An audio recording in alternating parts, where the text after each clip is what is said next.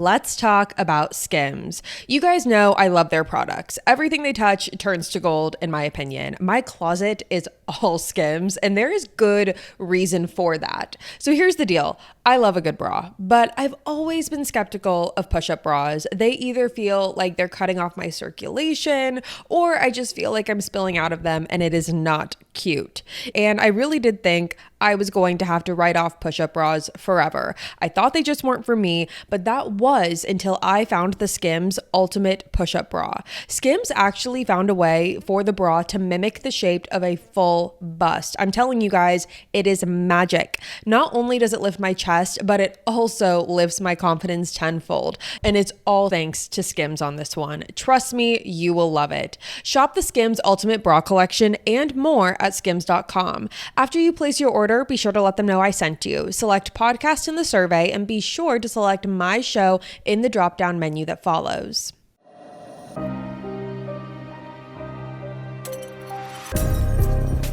Hello everyone, what is up? Welcome back to another episode of Killer Instinct, you guys. Thank you so much for joining me here today. If you're new here, hi, my name is Savannah and I'm your host of Killer Instinct. And before we get started, make sure you go ahead and hit that subscribe button. That way you never miss an episode. We post weekly here on the podcast every single Wednesday. You are not going to want to miss it. We also upload the video version onto YouTube on Wednesdays as well, so make sure you are subscribed. And if you're looking for more exclusive Killer Instinct content, you can always find that over on our Patreon. We post over there an additional 3 episodes a month and end the month with an exclusive live stream as well. So all of that information can be found in the description box below. But with that being said, let's jump in to what we are here to talk about today. And that is, as you can tell by the title, the Bakersfield 3 case. Now, this case is a very unusual case. We have never covered a case quite like this before on Killer Instinct. This is a case of 3 friends, all who either went missing or were murdered within a month time span of each other. And what happened to them is still a question that goes unanswered for the most part until this day. There are still way more questions than there are answers in this case.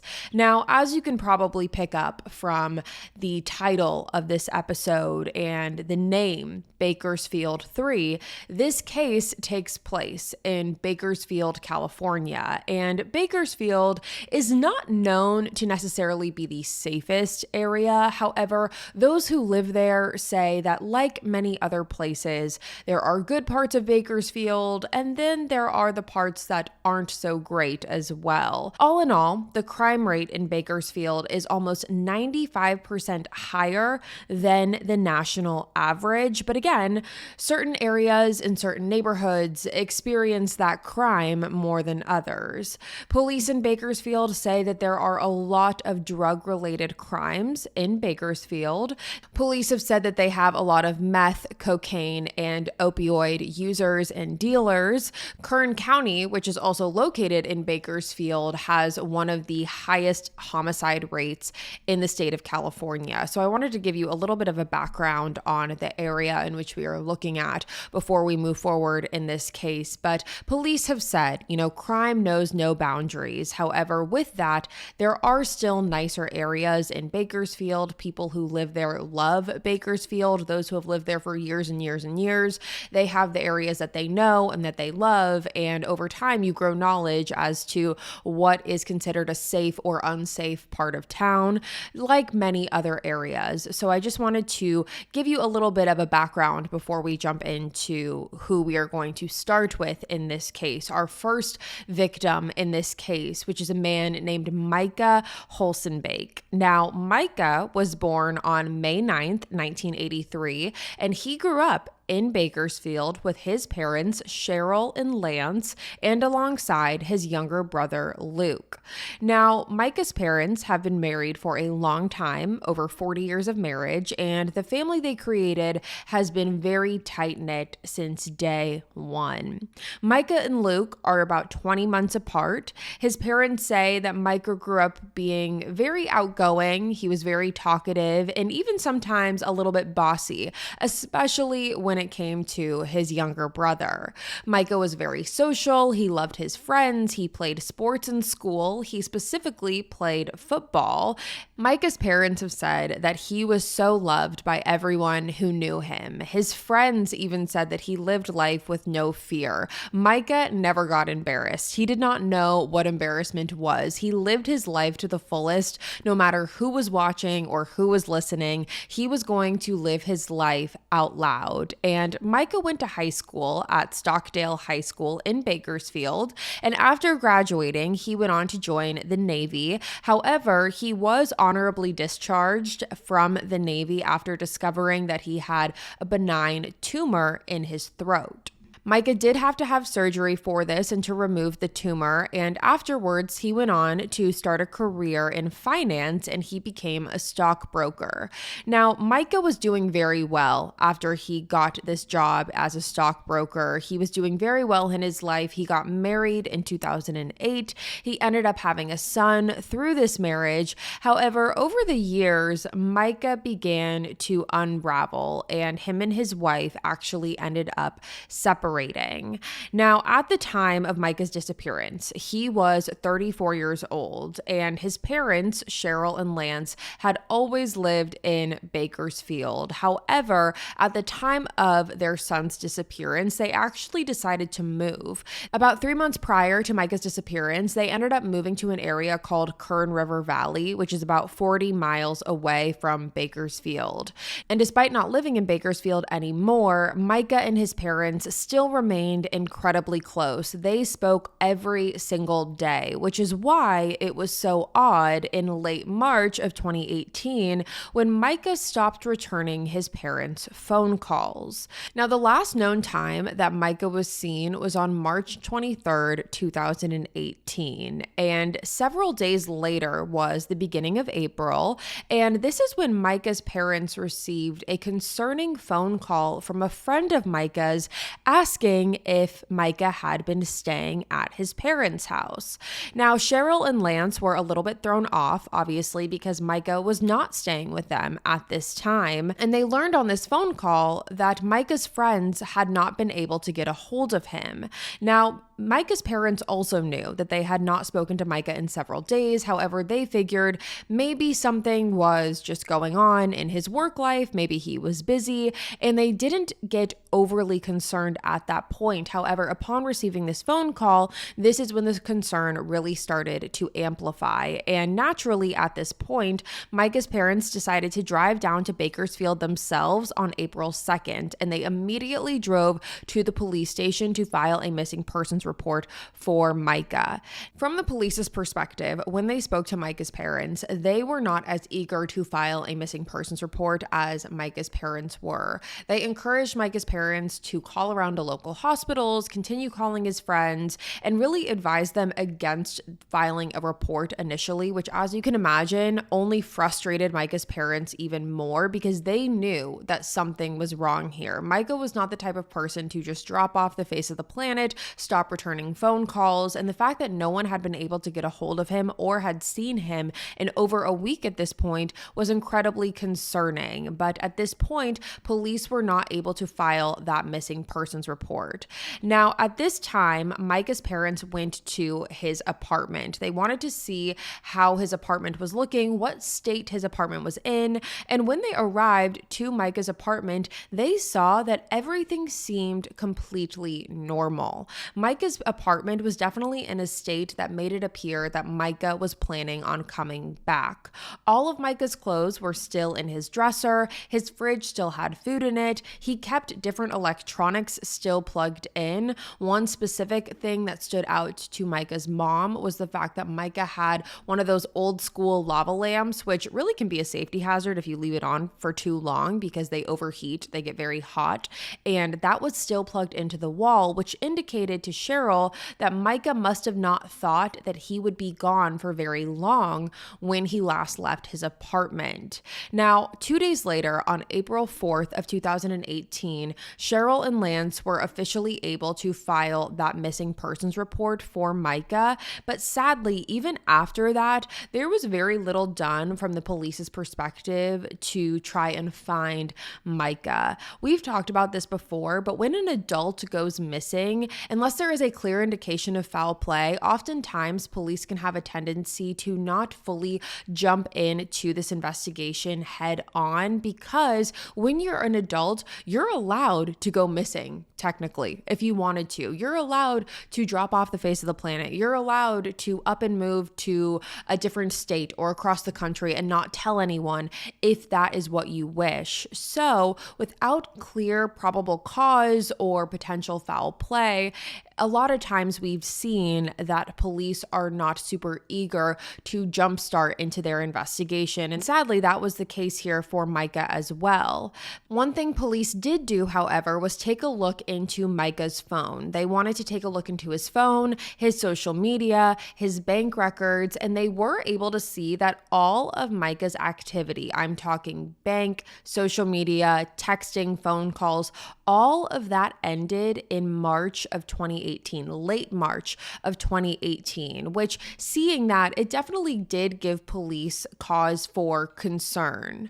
All right, you guys, let's talk about my favorite brand. It's no exaggeration. I could talk about this brand forever and ever. Let's talk about Skims. You guys know I love their products. Everything they touch turns to gold, in my opinion. My closet is all Skims, and there is good reason for that. So here's the deal. I love a good bra, but I've always been skeptical of push-up bras. They either feel like they're cutting off my circulation, or I just feel like I'm spilling out of them and it is not cute. Even though I've always wanted to be able to wear one that fits me just right, it just wasn't working. And I really did think I was going to have to write off push-up bras forever. I thought they just weren't for me, but that was until I found the Skims Ultimate Push-Up Bra. The technology in this bra truly is unlike anything I've ever seen or felt. And instead of packing the bra with too much padding, which makes it super bulky, gives an unnatural lift, and gives that spilling over effect, Skims actually found a way for the bra to mimic the shape of a full bust. I'm telling you guys, it is magic. Not only does it lift my chest, but it also lifts my confidence tenfold. Not only do I look good, I feel good too. And it's all thanks to Skims on this one. Trust me, you will love it. Shop the Skims Ultimate Bra Collection and more at skims.com. After you place your order, be sure to let them know I sent you. Select podcast in the survey and be sure to select my show in the drop-down menu that follows. Summer is just around the corner, and the folks at Mint Mobile have a hot take. Getting a summer bod is out, and getting your savings bod is in. This spring and summer, we want skimpy wireless bills and fat wallets. And with the premium wireless plans for just $15 a month, you can have both without breaking a sweat or the bank. Say bye-bye to your overpriced wireless plans, jaw-dropping monthly bills, and unexpected overages. Mint Mobile is here to rescue you. All plans come with high-speed data and unlimited talk and text delivered on the nation's largest 5G network. Use your own phone with any Mint Mobile plan and bring your phone number along with all of your existing contacts. Ditch overpriced wireless and get 3 months of premium wireless service from Mint Mobile for $15 a month. This year, skip breaking a sweat and breaking the bank. Get your summer savings and shop premium wireless plans at mintmobile.com/killer. That's mintmobile.com/killer. Upfront payment of $45 for a 3-month 5GB plan required, which is equivalent to $15 a month. New customer offer for the first 3 months only, then full price plan options available. Taxes and fees extra. See Mint Mobile for details. So now let's jump to April 22nd, so a few weeks after Micah's missing persons report was filed. On April 22nd, Micah's mom, Cheryl, received a phone call from a woman named Di Byrne. Now, Di and Cheryl had not yet spoken at this point. Cheryl did not know Di, vice versa. However, on this phone call, Di told Cheryl that her own son, James, was a friend of Micah's. But more than that, Di told Cheryl that James had been shot and killed a few weeks prior. James Kulstad was born on August 9th, 1979 in Bakersfield, California. He grew up in a big family. He was one of 7 children, and he graduated from West High School in 1998 in Bakersfield. After graduating, James got a job welding for an oil and gas company that required him to do welding all across the country. While working in welding, James also was working on being an entrepreneur and worked on inventing different action sports products, which he was very passionate about. According to James's family, James's mentality was he wanted to work smarter, not harder, and being an entrepreneur was a big dream of his. Now, James wasn't the biggest fan of living in Bakersfield. He had grown up there his whole life, but he didn't love it. And because of that, he decided to leave Bakersfield for a while and he moved down to San Diego, California. James absolutely loved the beach. He specifically loved surfing, so San Diego was the perfect place for him to be. James was described as funny, social, he had a lot of friends, he loved to entertain, and James was also a father, and that was the most important thing to him in his life. He has 2 daughters named Cameron and Autumn, and the 3 of them were incredibly close. Unfortunately, the mother of James's daughters, Amber, passed away, leaving James as a single father, and he stepped up to the plate. James was known as being an absolutely amazing dad. Now, in the summer of 2017, James ended up moving back to Bakersfield from San Diego to be closer to his family. He ended up moving back in with his mother, Di, but always had the goal of returning back to San Diego. But sadly, that would never happen because on April 8th of 2018 at 10 o'clock p.m., James left his house that night, which was technically his mom Di's house. Di was at home when James left the house that night, and before James left, James told his mom that he was just leaving the house to buy some cigarettes and would be back shortly. Di told her son that she was going to be going to bed and would probably be asleep by the time James got back, so the 2 of them said that they loved each other and said their goodnights, and James left the home. However, he never returned. At 1:15 a.m., Di received a phone call from her other son, Ryan, telling her that James had been shot. Di immediately called another son of hers, Stephen, and told him what happened, and Stephen drove over to his mom's house, picked up Di, and the 2 of them drove over to the crime scene. James had been shot in southwest Bakersfield in an area called Sandstone Lane. James was found in his car. He was shot multiple times, and after the shooting, his car had actually crashed into a parked trailer. It was reported that James died of multiple gunshot wounds, and witnesses claimed to have seen a silver sedan leaving at a high-speed rate around the time of the shooting, but there was no description on the driver of that vehicle. It was later learned that prior to his death, James was actually at a friend's house, so he was leaving the friend's house around the 1 a.m. time frame. Witnesses had reported seeing James leave the house, get into his car, and begin driving out of his friend's neighborhood when he was ultimately shot to death. Now, a week after James's death is when his mom, Di, began doing her research. She went into full detective mode, trying to figure out what had happened to her son. She was trying to see if there was anyone on James's social media, his Facebook, anyone that could give any indication that they possibly knew something. And it was when she did this that she came across a friend of James's Facebook page. Now, on this specific friend's page, this friend had actually posted regarding Micah's disappearance. And this is when the light bulb went off for James's mom, because she remembered that Micah and James were friends. The light bulb went off and she remembered that there was a connection between James and Micah.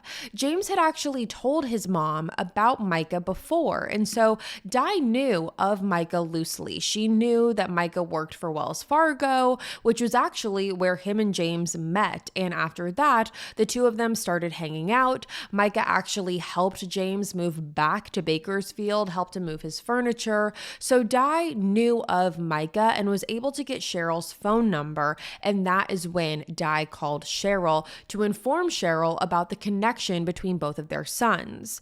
Now, according to Cheryl, she was less familiar with Di and James to begin with.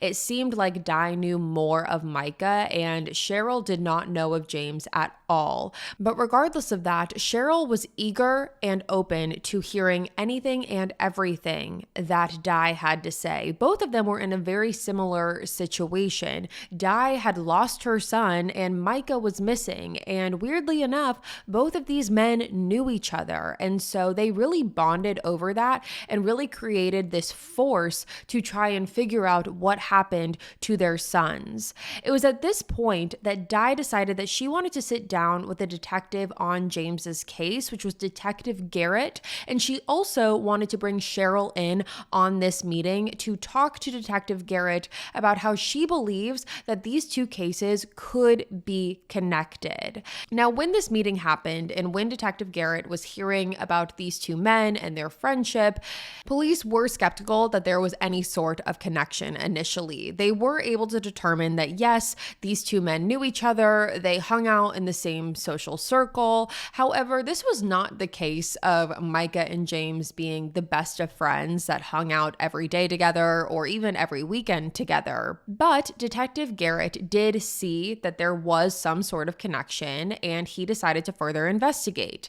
And when doing so and taking a deeper dive into both of these men and their friendship, Detective Garrett was able to learn that they did have a common interest. And that common interest was Micah and James's use of prescription pain medicine. I told you earlier how Micah had surgery to remove a benign tumor in his throat. After that surgery had taken place, Micah began to use medicine, and this medication that he was using, he would use it more than necessary, way more than he needed, and definitely for an extended period of time, longer than he needed. And it began to change his behavior. He began to be erratic, and according to Micah's parents, this is really what caused the downward spiral for Micah. It is what ultimately ended his marriage. It caused him to lose his job. And Micah's friends weren't super clued in on what was happening. They just knew that Micah's behavior had changed, but they chalked it up to Micah going through a divorce at the time. Lance, Micah's dad, said that Micah began hanging around some sketchier people, just the wrong kind of crowd, and Micah also became extremely paranoid around this time period. If Micah was driving with his parents, he would have his parents turn off their phone or turn it on airplane mode out of the fear that him and his parents were being followed. At one point, Micah even told his parents that he had been kidnapped and put in the back of the car, but ultimately was able to escape free. And because of his erratic behavior, his parents did not know what to believe. They didn't know what was real and what wasn't real. And they almost really excused and dismissed everything Micah was saying because they didn't believe it to be true. Now, in regards to James also struggled with addiction. In 2007, James was actually hit by a car, and because of this, his wrist was shattered, causing him to need surgery. And this was the beginning of James's addiction to prescription pain medication. And this escalated from prescription pills to really whatever James could find out on the street. So this was a big common factor between Micah and James. It was something that they both participated in, and it definitely caught police's attention. But the detectives were not the only ones that were working on this investigation, because Micah and James's family members were also simultaneously hitting the ground running, trying to figure out what happened to each of these men.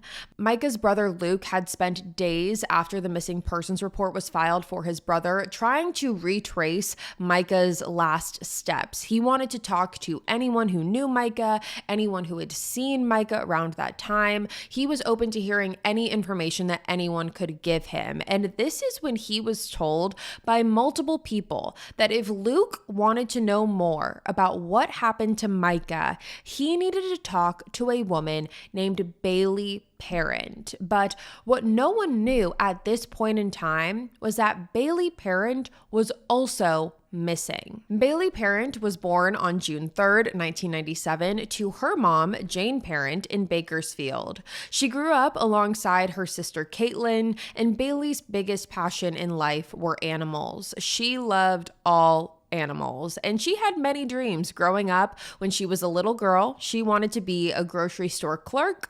That changed into her wanting to join the military, which she actually did prepare for, but then she decided that she wanted to be an airline stewardess. Bailey was best known for her bright spirit. She had a contagious smile and laughter. She was the shoulder for all of her friends to lean on. They said that Bailey was never judgmental. She was always bubbly, funny, and just a positive person. Bailey definitely had her rebellious phase as a teenager. Her and her friends would sneak out of the house. They would go to parties and bonfires and kickbacks together, but they always had a very fun time. It never exceeded that point of anything outside just normal teenage rebellion. And then, right after Bailey graduated high school when she was 19 years old, she ended up getting married. On August 3rd of 2016, during a Vegas trip with her boyfriend, she got married. Bailey actually kept this a secret from her family. She did not tell anyone that she was doing this, and this was reportedly because the relationship between her and her husband at the time was very toxic, and it was one that Bailey constantly said that she was going to leave, she wasn't going to stay. However, this Vegas trip dealt otherwise. But after getting married, Bailey realized that the relationship was not getting better, and she decided to end the marriage, and her ex-husband separated in the spring of 2017, and Bailey moved back in with her mother. But this did not last for too long, because by late December of 2017, Bailey had moved in with her new boyfriend, a man named Matthew Richard Queen. Now, it was said that after Bailey's separation and her divorce, she faced some very personal struggles. This was obviously a very difficult time for her to deal with and to go through. She faced a battle with addiction and depression, and this was around the time that she had actually met Matt Queen. Now, through being around Matt, Bailey was introduced to a new crowd, and this crowd in particular was allegedly involved in a lot of drug use. Bailey's mother, Jane, said that for the last year and a half of Bailey's life, Jane really tried to do everything she could to save her daughter's life, because she felt like Bailey's life was spiraling out of control and that she truly was playing Russian roulette with her life.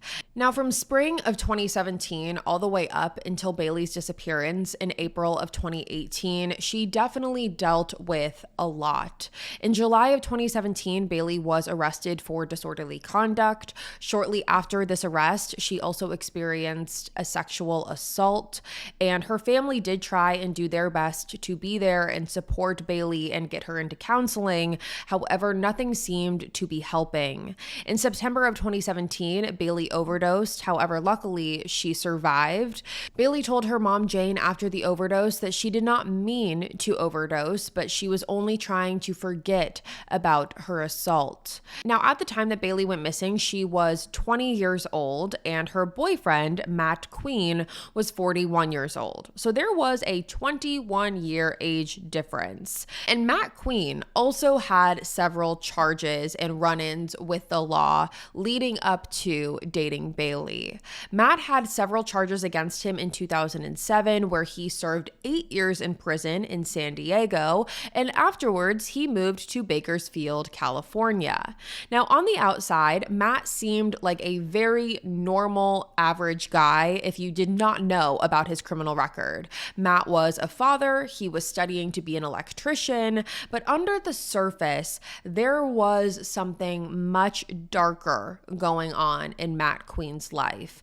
Matt Queen had an obsession with firearms. He loved building them, he loved studying them, he loved buying them. He was obsessed with all things guns and firearms. And according to Jane, she said that she first met Matt in December of 2017, and she was shocked when she met him because she was shocked at the obvious age difference. And it was in that same month of December of 2017, Bailey and Matt were arrested together after a routine traffic stop turned into police discovering multiple firearms found in the car. Now, Bailey did try and take blame for the firearms, saying that they were hers, and she did this knowing that she didn't have much of a previous criminal record and she was trying to protect Matt. However, her and Matt both ended up getting arrested and they spent the night in jail before being released the following morning. Now, Bailey's hearing for that specific incident, that specific firearm charge, was for April 24th, 2018, and that just so happened to be the day prior to her disappearance. Now, after they had initially gotten arrested back in December of 2017, right after they got out of jail, Matt immediately moved Bailey into his house with him.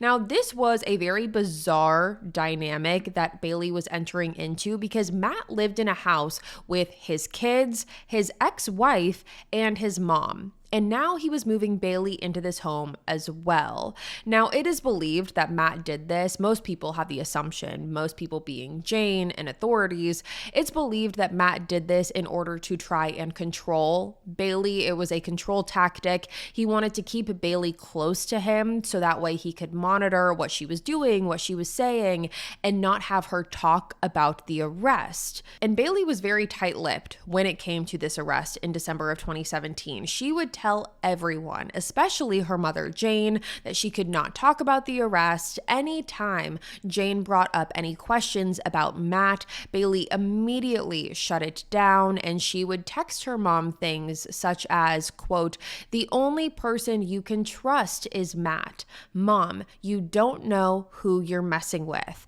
I love you so much, but please, I'll stay with you if you don't ask any questions," end quote. Now, the last time that Jane ever saw her daughter was on April 23rd, 2017. On that specific night, Bailey was scheduled to go to Jane's house for dinner. However, she ultimately told her mom that she was not going to be able to make it.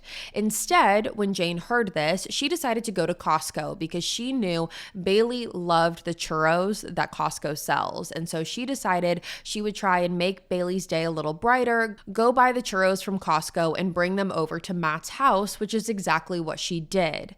Jane said that when she pulled up to the house, Bailey walked out, greeted her mom, took the churros, but Jane could tell that there was something off with her daughter. Jane told Bailey to get in the car and that the two of them could just chat for a little bit, but Bailey quickly declined and said that she had to go back inside. Jane decided not to push it, and she gave her daughter a quick hug before Bailey walked back into the house, not knowing that this would be the last time that either Bailey or Jane would see each other. Now, Jane knew that Bailey had her court hearing the following day on April 24th. Both her and Matt had their court hearings, and she had texted Bailey on April 24th, telling her to come over that night for dinner instead. However, Bailey texted Jane back saying that she would not be able to meet for dinner that night either because court went badly. Now, what we do know from that hearing is that Bailey pled no contest and she was given a fine plus probation. However, Matt was going to be going to trial for this specific arrest, and if he was found guilty, he was going to be facing prison time. So this was not the outcome that either of them were expecting, and that is why Bailey told her mom that she wouldn't be able to go over for dinner that night because court didn't go the way that they had hoped. Now, Jane at this point decided to go back to Matt's house to check on Bailey the following night. And this was after sending Bailey a series of text messages that went unanswered on April 25th. Jane drove over to Matt's house, got out of her car, and knocked on the front door. And this is when Matt's son answered the door. Jane asked Matt's son where Bailey was, and this is when she learned that Bailey was not at the house and the son did not know where Bailey was. Now, at that point, all of Bailey's social media activity had come to a halt, which was also something that was very unlike her. And Jane, being the concerned mother that she was at the time, was just trying to get answers as to what had happened to her daughter, where her daughter was. She knew nothing. She started reaching out to anyone that could have known Bailey around that time period, which included Matt. But Matt was not giving her any answers, and instead he was almost taunting her. On social media, specifically Facebook, Matt would make posts that said, quote, "I'm sorry your daughter is missing. You should have done a better job of being an actual parent, and maybe she wouldn't have run away," end quote. So Matt is actively on Facebook making jabs and taunting, harassing Jane without giving her any answers. Now, Matt's story has always been that on April 24th, after that court hearing, Bailey left Matt's house on her own accord. Matt said he didn't ask any questions and that she didn't tell him where she was going. She just left, and Matt had never seen or heard from her since. So that was Matt's story. But Jane never bought it, and she very quickly went to the police station to file a missing persons report for her daughter in late April of 2018. Now, it was right after Bailey's missing persons report was filed that it was posted on Facebook, and that specific Facebook post about Bailey's disappearance came across Micah's dad's Facebook page. Now, Lance, when he saw this, he remembered hearing Bailey's name from his son, Luke. As I had mentioned previously, Luke was told multiple times that if he wanted to know what happened to his brother, to talk to Bailey. Obviously, Luke told his parents this, and then when Lance is seeing on Facebook that Bailey is missing, all of the dots are connecting. I know that this can sound confusing. It's a web of people that are all intertwined and connected, but try and stay with me. So when Lance saw on Facebook that Bailey was also missing, he knew that something was very, very wrong, and this was more than just a coincidence. And it was at this point that Cheryl and Lance reached out to Di, James's mom, to tell her about the Bailey connection. And after that, Di reached out to Bailey's mom. So that is how all of the parents got connected. It really was through the power of social media and word of mouth that they heard about each other, were hearing about each other's disappearances and murder, and all of the parents really got connected through that. So I just want to take a pause right now so we can understand the timeline here. We have Micah, who went missing on March 23rd, 2018. We then have James, who was murdered on April 8th, 2018, and Bailey, who went missing on April 25th, 2018.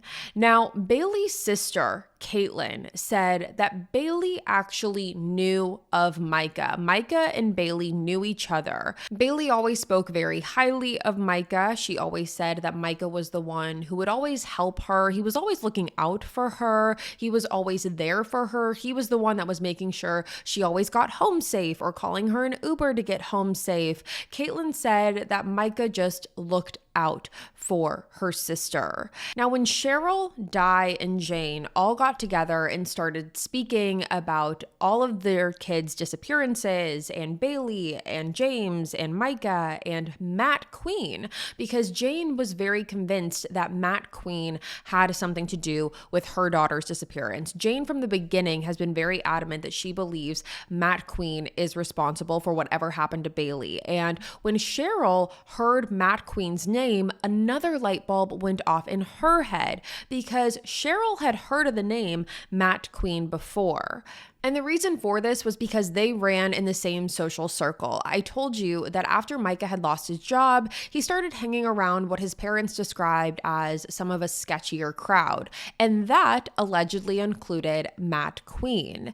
And after Micah lost his job, Matt had recruited Micah to help him build and make firearms in Matt's garage. As I told you, that was something that Matt was incredibly passionate about. He really enjoyed building firearms and selling them, and he recruited Micah to help him do that and to help him sell the guns in order to make some fast money on the side, and Micah would take that money to then support his other drug habits. So again, the web of how all of these people were connected only seemed to keep growing. And as far as the theories regarding what happened to these three adults, all theories were on the table. There was talks of the cartel, there was talks of sex trafficking, there was talks of the Hells Angels, gang-related violence, drug-related violence, just about anything and everything you could think of.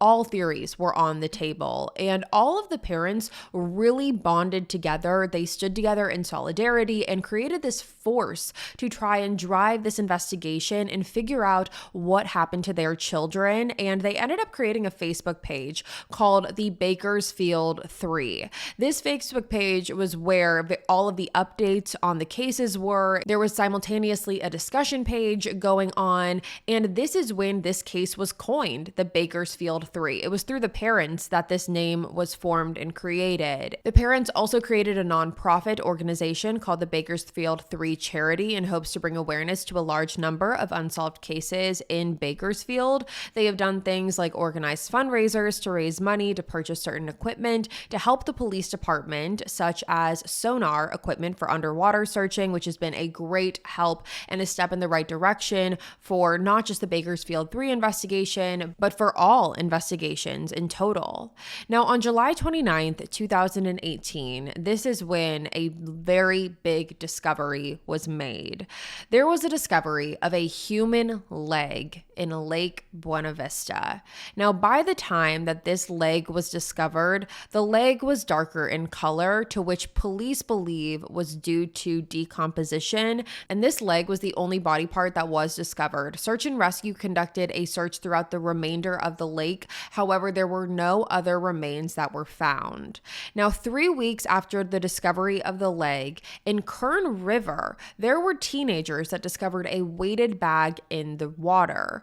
Now, just to give you a point of reference, Kern River is approximately 2 hours away from Lake Buena Vista, where the leg was discovered. So 2 hours apart from each other, teenagers found a weighted bag in Kern River, and the curiosity got the best of them, and they decided to open the bag. And that is when these teenagers discovered a human arm inside of the bag. Now, police were immediately called out to the scene, and it was there that they saw the arm for themselves.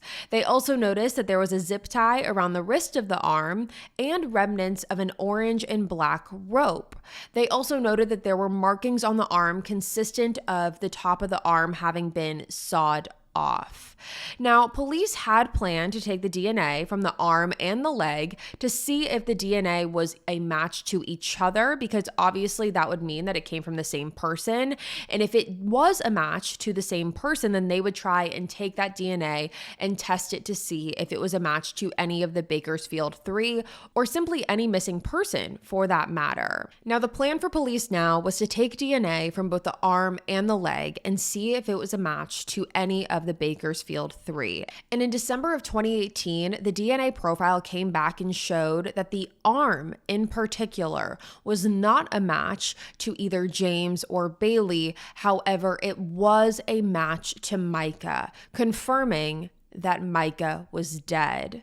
Now, the coroner concluded that the injury from the arm would not have been survivable. This was not a case of Micah's arm being amputated and him being able to survive that injury. This was a case of murder at this point, and it was confirmed that Micah was dead.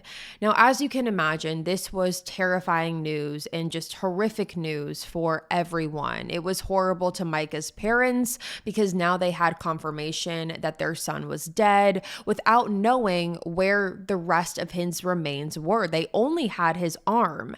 It was horrible for his friends and his loved ones, and also for Jane, because she was convinced up until this point that the body parts were Bailey. She thought that this was going to come back and it was going to be a match for her daughter. So when she learned that it was a match for Micah and not her daughter, it only meant that her daughter was still out there and what happened to her was still unknown. Now, with these new findings, police took a closer look at this case because now it had been confirmed that something much more sinister was at play here. And it was also clear that there was a common denominator in this case and in this group of friends, and that was Matt Queen. Matt Queen seemed to know everyone in this group and have his own individual relationship or friendship with them.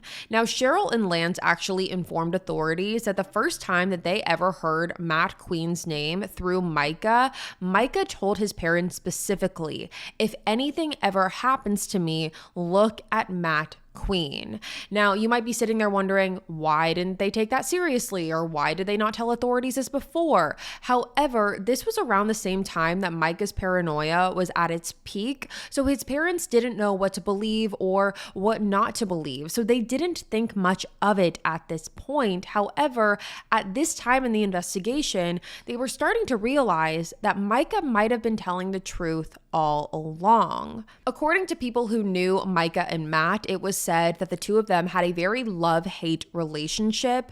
It was also said that Matt did not like Micah all that much. And even 2 months prior to Micah's disappearance, Matt kidnapped Micah. Now, I told you earlier that Micah had mentioned to his parents that he had been kidnapped, but his parents didn't fully believe him. But now friends are coming forward saying that actually did happen.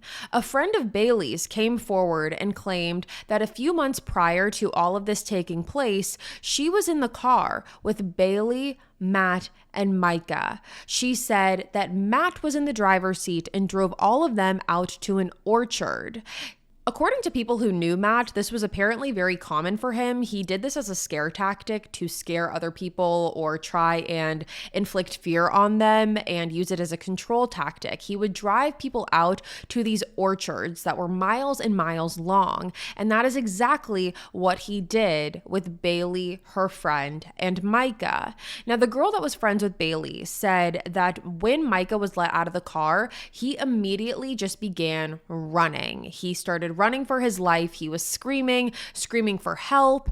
And before the friend, Bailey's friend, was able to do anything about this, Matt threatened the friend and told her to get on her knees right outside of the car. And the reason that Matt was doing this to the friend was because Matt had speculated that Bailey was cheating on him. He thought that the only person that would know this or know if Bailey really was or wasn't doing this was this specific friend of Bailey's. So he allegedly held a gun to her head and asked if Bailey was cheating on him. Now, again, during this time, Micah was gone. He ran off, he's screaming, running for his life, and ultimately he ran into a couple on the side of the road who called police for him. Now, when the police arrived and they background checked Micah, they actually learned that Micah had an arrest warrant out for a missing court hearing, so police arrested him, and he was in jail that whole weekend. Now, as you can imagine, and I do want to make this clear because I feel like from an outsider's perspective, when you're hearing, Micah told his parents these things. Micah did warn his parents, this is happening, that happened.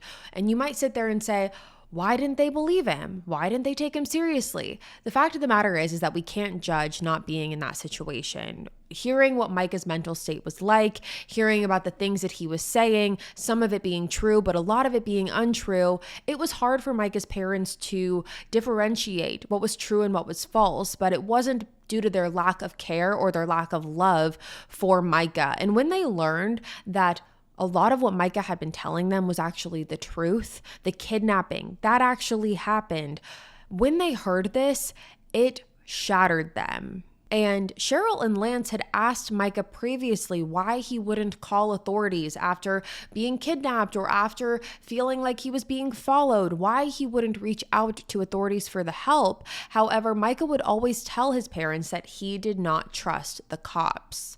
So now let's jump to about a little over a year after this had all started, after Micah's disappearance, Bailey's disappearance, and James's murder. In July of 2019, police obtained a warrant to get a DNA sample from Matt. They drove out to his place of work where he was and requested this DNA sample. However, Matt ran away and jumped a fence in order to escape them. This resulted in a 2-hour standoff between the police and Matt, who at this point had jumped into the Kern River. They tried to get him to surrender, and after 2 hours, he ultimately did, and he was arrested and placed into custody for kidnapping and distributing assault weapons. But this is when things get even more twisted in this case, because again, up until this point, Matt was not charged with the disappearance of Bailey or the disappearance of Micah or anything to do with James's murder. But in July of 2019, Matt was officially charged with additional charges, and these charges included the kidnapping, torture, conspiracy to commit murder, and murder of Micah Holsenbake. But that is not all. Bailey was also charged with kidnapping, torture, and the murder of Micah as well. Now, Bailey was charged in absentia, which ultimately means that despite her being missing, she was charged in absence. They couldn't locate Bailey. They didn't know where she was, but they were still charging her with these charges because she had not been accounted for and she was not declared deceased. So she was additionally charged. And the police got a lot of pushback on this because, again, up until this point, Bailey is being seen as a victim. And now police are making it seem like maybe she was involved in this as well. But the police were very adamant with the fact that they had concrete evidence to prove that Bailey was a direct participant in Micah's murder. And that evidence comes from a man named Matthew Van Castile. Now, Matthew Van Castile was a friend of Matt Queen, and Matthew Van Castile told authorities that he allowed Matt Queen and Bailey to use his own garage on the night of Micah's murder. Matthew said that Matt called him on the night of the murder and asked Matthew for permission to use his garage to have a conversation with Micah regarding a stolen firearm that Matt believed Micah stole. Matthew said that he agreed and really didn't ask any questions about it. Matthew said that the garage was detached from the house. His garage that he was lending to Matt was detached from his own home, and he stayed in his house with his girlfriend while Bailey, Micah, and Matt were in the garage. Matthew said that he remembered on multiple occasions throughout the night, Bailey came into the house asking for different appliances, such as scissors. He said that one point, Bailey came in and changed her clothes and looked as pale as a ghost. Matthew said that towards the end of the night, Matt also came into the house, and Matthew asked Matt what had happened, but Matt told Matthew that it was better if Matthew did not know. Now, Matthew Van Castile also self-admittedly said that he was a little high this night, so he wasn't in the most clear state of mind, and he really didn't care to ask any questions after that. Matthew Van Castile then said the following morning, Matt Queen came back to his house and requested Matthew's help getting rid of something, but Matthew was taking too long to get ready that morning, and Matt Queen ultimately left. But Matthew Van Castile did point out that he saw a large tub in Matt Queen's car. And Matthew Van Castile gave authorities full access to his own garage. He told police that you can go in the garage and you can test whatever you want, and they took him up on that. Police went into Van Castile's garage and they did collect samples that were sent off to the crime lab, and those DNA samples that they sent off came back as being a positive match to Micah Holsenbake, confirming Matthew Van Castile's story. Now, as you can imagine, for these three moms who had come together in solidarity to try and find justice for their kids together, who were the Bakersfield Three, this was very confusing and shocking to hear that Bailey was also being charged in Micah's murder. Up until now, like I mentioned, Bailey was being looked at as a victim herself. Now, at this time, Cheryl and Lance did say that they had to take a step back to process the information that they were hearing, but they also admitted that they weren't in disbelief over hearing about Bailey's involvement, considering the group that she ran in, considering she was dating Matt Queen. It wasn't something that they were absolutely in disbelief about. It did seem believable, but simultaneously, Micah's parents didn't hold that against Bailey or Jane for that matter. But Jane was floored by the entire situation. She did not believe that Bailey had anything to do with this whatsoever. Now, in August of 2021, Micah's skull was discovered 2 miles from where his arm was found. The skull was found in Lake Ming. It was discovered in a trash bag, and dental records confirmed it to be Micah. So now it is clear that Micah had been murdered, dismembered, and his body parts were scattered around different areas in Bakersfield. So with that being said, let's jump back to Matt Queen for a second, because he was facing 35 charges after his arrest, all to which he pled not guilty for. And during Matt Queen's trial, Matthew Van Castile did take the stand. Matt Queen's girlfriend also took the stand, who was a friend of Bailey's who began dating Matt shortly after Bailey's disappearance, and Matt Queen himself also took the stand. And during his testimony, he put all of the blame on Bailey regarding Micah's murder. Matt claimed that one night, Micah, Matt himself, and Bailey were all hanging out when Micah had taken a gun out and pointed it at Matt, and in response, Bailey dropped a 40-pound weight on Micah's head, killing him. So that was his story. He was putting it all on Bailey, claiming it was self-defense, but that Bailey was the one who actually committed the act of the kill. Now, after a 4-week trial, the jury began their deliberations, and when the jury reached their verdict, they came back and found Matt Queen not guilty of first-degree murder. However, they did find him guilty of second-degree murder, and they also found him guilty of the torture and kidnapping of Micah. And this verdict was shocking for everyone. In a way, it felt like justice, but in a way, it felt like not enough, considering the fact that a lot of people wanted Matt Queen to be charged with first-degree murder instead of second-degree murder. However, after the verdict was read, Micah's parents did state that they felt at peace with the charges against Matt, and they also felt like Micah would be at peace and happy with the verdict as well. In June of 2022, Matt Queen was sentenced to 30 years to life, plus an additional 56 years. Now, to this day, even though this is justice for Micah, the question of where is Bailey and what happened to James still remains true. Bailey's arrest warrant is still active, and James's murder still remains unsolved. Now, as far as the police's stance is in this case, they are still working to try and figure out what exactly happened here. However, they do have their speculation on whether or not James's murder is connected to Micah's murder and Bailey's disappearance. They've stated that they do think it's possible that unfortunately all three of them just so happened to take place around the same time. There seems to be a clear connection between Micah and Bailey. However, there isn't as clear of a connection with James other than the fact that he knew Micah. So let me know what you guys have to say about this case. I'm so curious to hear your thoughts, your theories. Do you believe that all three of these are connected? Do you believe that Bailey was involved in Micah's murder? Let me know what you think in the comments below. But with that being said, you guys, that is going to be all for me today. Thank you so much for tuning into another episode of Killer Instinct. Again, if you're new here, hi, my name is Savannah and I am your host. Make sure you go ahead and hit that subscribe button if you haven't already. That way you never miss an episode. We post weekly here on the podcast every single Wednesday. You're not going to want to miss it. All links will be in the description box below. That includes all my socials and the Patreon. And I will be back next week with a brand new one for you guys. And until then, stay safe. Bye, guys.